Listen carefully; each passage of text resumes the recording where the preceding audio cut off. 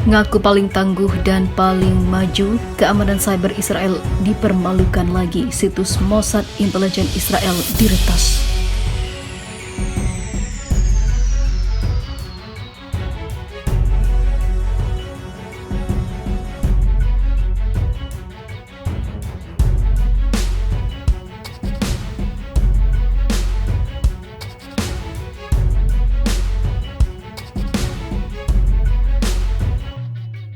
Serangan cyber terhadap rezim Zionis semakin meluas hingga menerkam situs dinas intelijen Israel, yaitu Mossad, yang digadang-gadang jadi paling kuat. Televisi Al Mayadin pada hari Senin melaporkan sebuah kelompok peretas bernama Anonymous Sudan menyerang beberapa situs web resmi rezim Zionis, termasuk situs Mossad, situs intelijen milik Israel. Kelompok hacker itu mengumumkan bahwa dua situs web pemerintah utama, satu milik Mossad dan yang lainnya untuk asuransi pemerintah, berhasil diretas dan juga mengancam melancarkan serangan yang lebih besar hingga membuat kalang kabut Zionis karena rencana dan juga rahasia besar mereka dapat terungkap. Dimensi serangan cyber lanjutan belum diumumkan, tetapi dapat menyebabkan kebocoran banyak informasi Mossad, ungkapnya.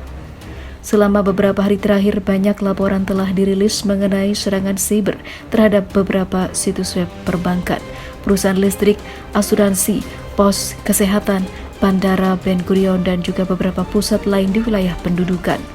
Media Zionis melaporkan bahwa perusahaan pos dan juga sistem irigasi Israel menjadi target serangan dunia maya. Hal ini sangat mengkhawatirkan karena Israel sangat mengandalkan Mossad sebagai intelijennya.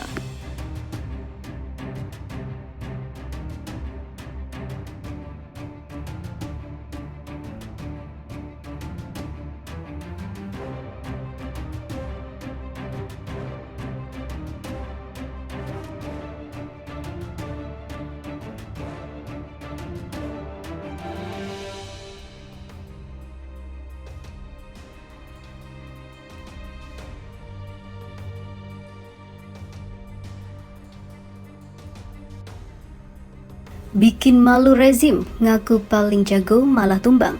Situs perusahaan senjata Israel diserang para hacker berbahaya. Serangan dunia maya telah menjadi pilihan yang kuat dan berbiaya rendah yang dilancarkan berbagai kelompok terhadap infrastruktur rezim Zionis dan akses ke informasi penting, serta penyebarannya yang menyebabkan runtuhnya kekuatan cyber Israel yang selama ini dibesar-besarkan.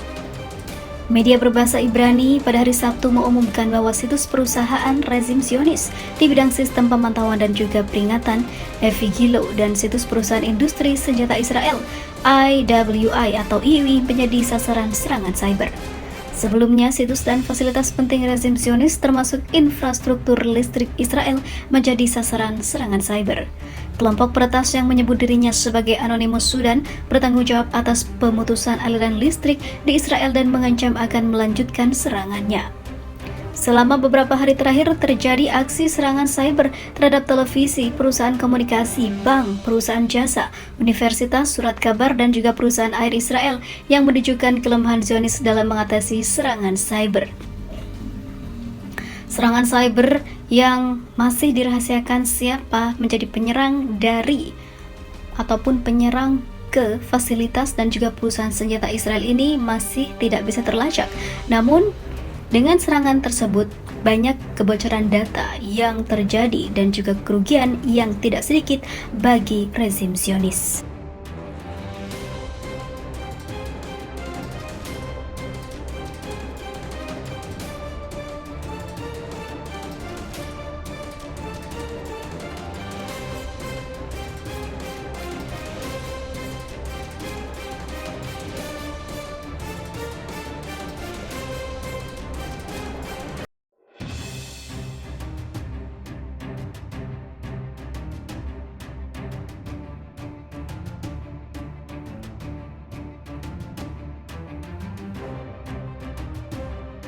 Mengejutkan, tokoh Fatah meninggal di penjara Israel Palestina geram.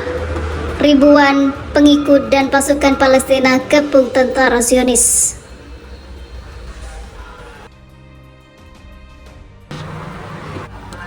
Hubungan politik Palestina dan Israel berpotensi memanas jelang awal tahun 2023 ini.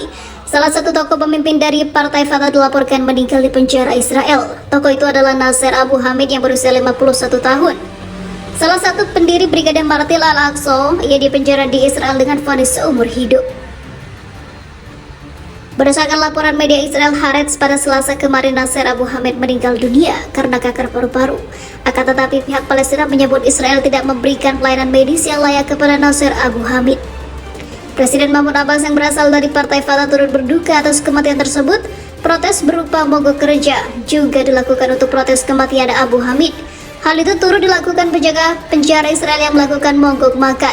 Abu Hamid terkena 7 vonis penjara seumur hidup karena tidak pidana. Ia ditahan pada tahun 2002. Abu Hamid dianggap sebagai orang dekat Marwan Barghouti, tokoh pemimpin Fatah. Sebelum meninggal, ia sempat ditransfer ke Pusat Medis Samir pada Senin, 19 Desember 2022. Namun kondisinya sudah memburuk. Administrasi penjara Palestina menuduh Israel melakukan kejahatan karena tak memberikan pelayanan kesehatan dan melanggar hukum internasional. Pelayanan penjara Israel membantah dan berkata Abu Hamid telah dirawat oleh staf medis penjara serta pihak eksternal. Palestine Liberation Organization atau PLO menuntut agar Israel menyerahkan jenazah Abu Hamid agar kembali ke Palestina. Sementara Perdana Menteri Palestina Mahmoud Saleh meminta Palang Merah dan organisasi HAM internasional agar terlibat untuk membebaskan narapidana Palestina yang sakit. Hal ini membuat geram pasukan dan para pengikut dari Fatah dan juga perlawanan lainnya turun gunung menuju penjara-penjara Israel yang berisi banyak warga Palestina. Pengepungan ini membuat pihak Israel waspada karena bisa menimbulkan kerusuhan yang semakin dalam.